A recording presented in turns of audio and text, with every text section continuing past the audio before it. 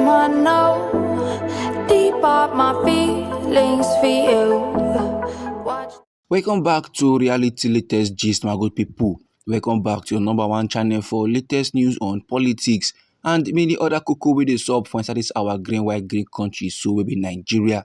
And as we normally do, we don't come with breaking news, we don't come with updates, we don't come with fresh reports we go like share with the general public. And the cocoa now be say it is more than 80 days after the Edo State Governor Monday Okpebholo promised to facilitate the establishment of a security base for inside the farming communities wey dey for inside the Ovia Southwest local government area of the state sake of deadly attacks wey don to plague the communities dem. Now, residents of the community don begin dey cry out, say the promise wey the government make for them, they never seen fulfill o. Men now for inside the communities don begin dey voice out their frustration, make e no bad as if Governor Monday Okpebholo na promise and fail governor. I no be lie, my good people. Reports dey ground say on the 22nd day of February for this year, so wey be 2025, suspected Ijaw militias dem bin invade communities wey dey inhabited mostly by cocoa farmers, and these militias dey con allegedly give RIP to over 27 persons, while 34 others sustained various degrees of injuries. Houses were very much set ablaze, properties worth millions of naira were destroyed. And sake of say the incident no make sense reach, the governor Monday Okpebholo come visit the communities 2 weeks after the incident, and that na precisely on the 6th day of March for the same year, so will be 2025.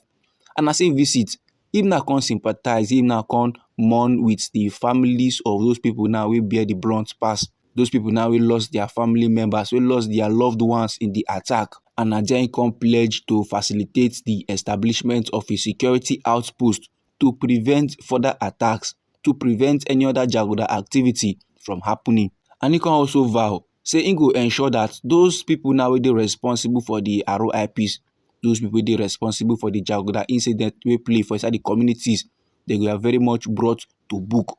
He go make sure say justice is served. And as he yarn all those levels finish, as he make those promise, as he make those vow, those pledge, he now can reaffirm the commitment of his administration to restoring lasting peace and security for the area. He then constantly announced the approval of a joint task force post manned by military and police operatives, and he can donate 3 Hilux vans for patrol round the clock.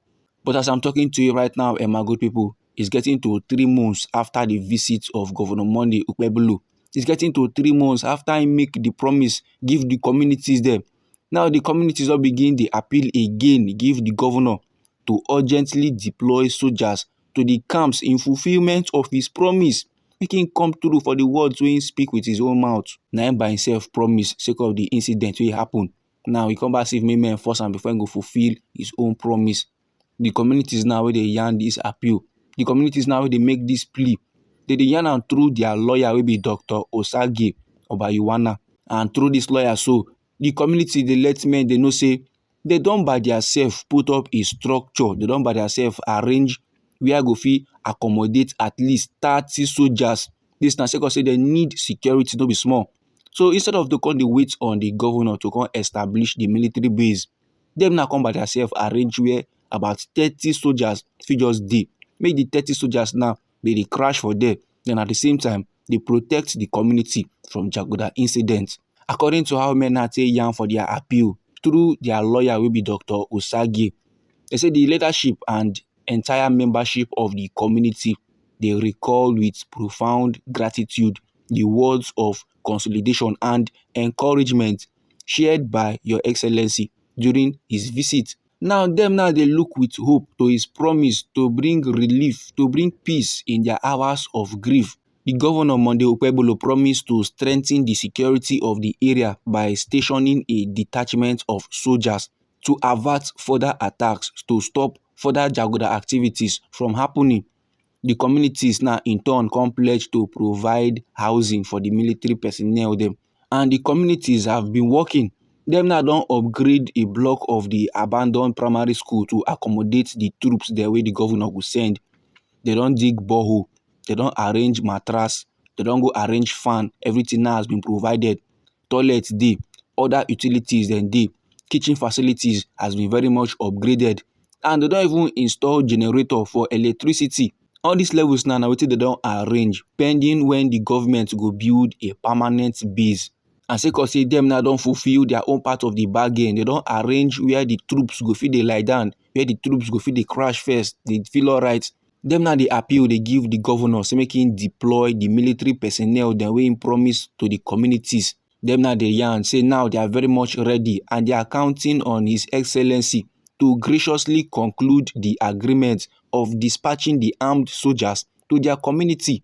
Meanwhile, the community still dey give accolade to the Edo State Governor Monday Okpebholo for fulfilling his promise to give them the sum of 20 million naira and a trailer load of 30 bags of 10 kg rice.